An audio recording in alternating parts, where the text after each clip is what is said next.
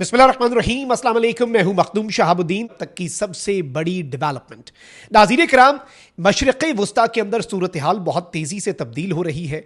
Iran के हवाले से सूरत हाल आपके सामने है। ईरान अब खुद भी एंटिसिपेट कर रहा है और ईरान की अपनी जो लीडरशिप है उनकी स्टेटमेंट्स भी इस जानिब एक इशारा कर रही हैं कि ये जो प्रोटेस्ट्स हैं अगर ये वायलेंट होते हैं तो इसके प्रीटेक्स्ट को इस्तेमाल करते हुए इसे बुनियाद बनाकर अमरीका और इसराइल या फिर इनमें से कोई एक मुल्क और या फिर देयर इज अ पॉसिबिलिटी कि ये दोनों मुल्क इकट्ठे ईरान के ऊपर कोई स्ट्राइक कर दें और वेनेजुएला तर्ज की स्ट्राइक, वेनेजुएला तर्ज का ऑपरेशन, ये सारी चीजें तो चल रही हैं। लेकिन अब एक तरफ हमने पिछले कुछ घंटों में देखा कि ईरान का जो कोस्ट है, ईरान का जो साहिल है, उसके करीब अमेरिका के सर्वेलेंस ड्रोन्स, फिर मशरिक़ वुस्ता के अंदर गैर मामूली नकलो हरकत, जो fighter jets, refuelling tankers middle east के अंदर आ रहे हैं और मिडिल ईस्ट में एक जगह से दूसरी जगह वो रीडिप्लॉय हो रही हैं, उसने सवालात खड़े किए।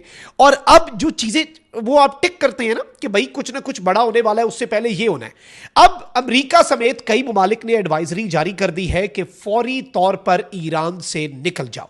ईरान के कई शहरों में एयर डिफेंस सिस्टम जो है वो तैनात कर दिया गया है। क्या ईरान इस वक्त एक बहुत बड़ी स्ट्राइक एंटिसिपेट कर रहा है? वेस्टर्न ममालिक जो है उन्होंने अपने शहरियों को ईरान छोड़ने का कह दिया है। तो on the other hand Russia जो है वो अपने एम्बेसी के स्टाफ को इसराइल से निकालना शुरू हो चुका है। याद रखिएगा कि रशिया और ईरान की क्लोज कोऑपरेशन और कोलैबोरेशन है। और एक और चीज जहन में भी रखने वाली है कि ईरान प्रीएम्प्टिव स्ट्राइक्स का भी कह चुका है कि हम, अगर हमें लगा कि हम पर हमला होने वाला है और यह कंफर्म हो गया तो हम उस हमले से पहले हमला कर देंगे और हम पहले स्ट्राइक कर देंगे। तो उस तनाजुर में क्या ईरान पहल करेगा और रशिया ने जो अपने एम्बेसी स्टाफ को निकालने का फैसला किया ये उसी सिलसिले की कड़ी है, इसे भी समझते हैं। लेकिन वही दरखास्त जो इससे पहले कुछ ब्लॉग्स में आपके सामने की कि हमारे चैनल को भारत, अफगानिस्तान और पाकिस्तान मुखालिफ मुतअद्दिद अकाउंट्स जो है उनकी तरफ से रिपोर्ट किया जा रहा है। इस रिपोर्टिंग का असर ज़ाहिर इस तरह से होगा कि आप इस वीडियो को लाइक करें, एक के बजाय ज्यादा से ज्यादा कॉमेंट्स करें और अगर हो सके तो इस वीडियो को मुख्तलिफ व्हाट्सएप ग्रुप्स में आपने शेयर भी करना है। अब ईरान के अंदर जो एहतजाज है उनके हवाले से ये बात हम नहीं बल्कि खुद माइक पोम्पियो तक ये बात कर चुका है। देखिए, नेतन्याहू जो है उसने जो सॉलिडारिटी का इजहार किया ईरान के प्रोटेस्टर्स के साथ। डोनाल्ड ट्रंप ने कहा कि भाई ईरान के अजीम लोग एहतजाज कर रहे हैं और हम ईरान के लोगों का दिफा करेंगे अगर ईरानियन रजीम ने उनके ऊपर गोली चलाई या उनकी ज़िंदगी को नुकसान पहुंचा। तो अब आप इस चीज़ को समझें कि माइक पोम्पियो ये बात तक कर चुका है कि अब इस रजीम का तख्ता उलटने का वक्त है। इस रजीम के 47 साल हो चुके हैं, ट्रंप भी 47वें सदर हैं और इवन उसने कहा कि ईरान के अंदर प्रोटेस्टर्स और उनके पीछे खड़े मोसाद के एजेंट्स, ये माइक पोम्पियो बात कर रहा है जो ट्रंप के पिछले दौर में 45th टेन्योर जो था उसके अंदर वो वजीर खारजा रह चुका है। ये कोई छोटी चीज नहीं है। अब अमेरिका की मूवमेंट्स हमने देख ली, ठीक है जी। ईरान की न्यूली फॉर्म्ड डिफेंस काउंसिल ने कह दिया कि हम प्रीएम्प्टिव स्ट्राइक्स की तरफ जाएंगे, हम पहले चढ़ जाएंगे, हम पहले हमला कर देंगे अगर हमें लगा कि ये हमला है। देखिए, एक तो होता है कि एक मुल्क ने हमला किया, उस हमले को पहल समझा जाता है, वो एग्रेशन होता है। उसका जो जवाब होता है वो रिटेलिएशन होता है। अक़वाम मुत्तहिदा का चार्टर भी है उस हवाले से।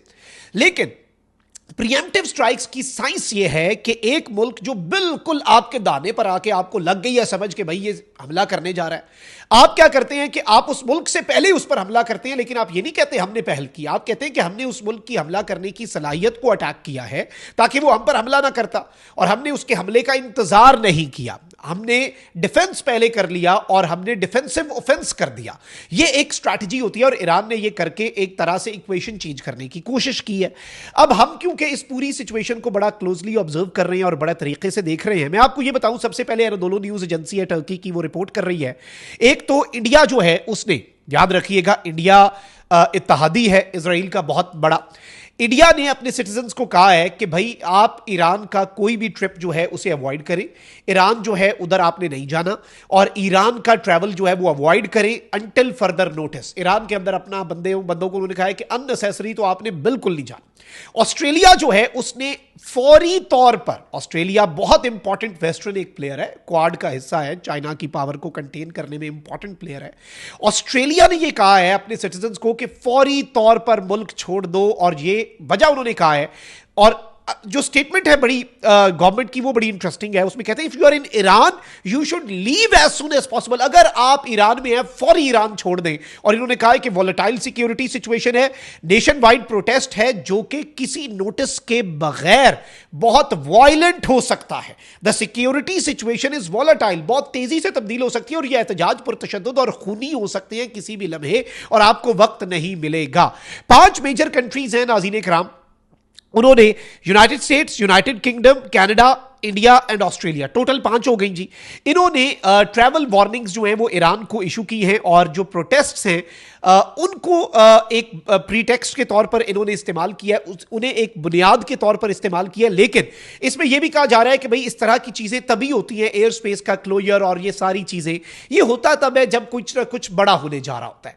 अच्छा, ईरान जो है क्या वो अमेरिका तक कोई मिसाइल फेंक सकता है? ईरान के पास उसकी कैपेसिटी नहीं है। हमने 2025 के अंदर जो ईरान इसराइल जंग है और उसके एंड पे जो अमेरिका ने बमबारी की न्यूक्लियर साइट्स पे, उसमें देख लिया ईरान इसराइल तक पहुंच सकता है। और ईरान जो मशरिक़ वुस्ता के अंदर अमेरिका के एयर बेसेस हैं, जैसे अल-उदैद एयर बेस पे ईरान ने मिसाइल दागे, ईरान उन तक पहुंच सकता है। ये एक एग्जांपल है। ईरान के पास इसके अलावा ऐसी टेक्नोलॉजी तो नहीं है कि वो अमेरिका के ऊपर डायरेक्ट अटैक कर सके। अब एक तो अगर अल्लाह ना करे जंग छिड़ती है, हम तो यही दुआ करेंगे कि अमन हो, लेकिन अगर जंग छिड़ती है तो ईरान जो है वो रिटेलिएशन अमेरिका के बेसिस और सेकेंडली इसराइल के हवाले से करेगा।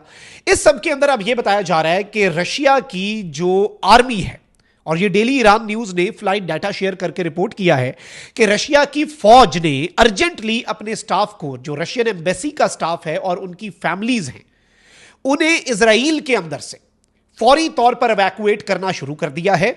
और इस वक्त मैं आपको यह बताऊं कि बताया गया है कि रशिया ने 24 घंटे के अंदर तीसरी फ्लाइट चलाई है और ये रशियन फौज चला रही है, नॉर्मल एयरक्राफ्ट भी नहीं है। ये रशिया की फौज इवैक्यूएट कर रही है, बंदे यहां से अपने निकाल रही है।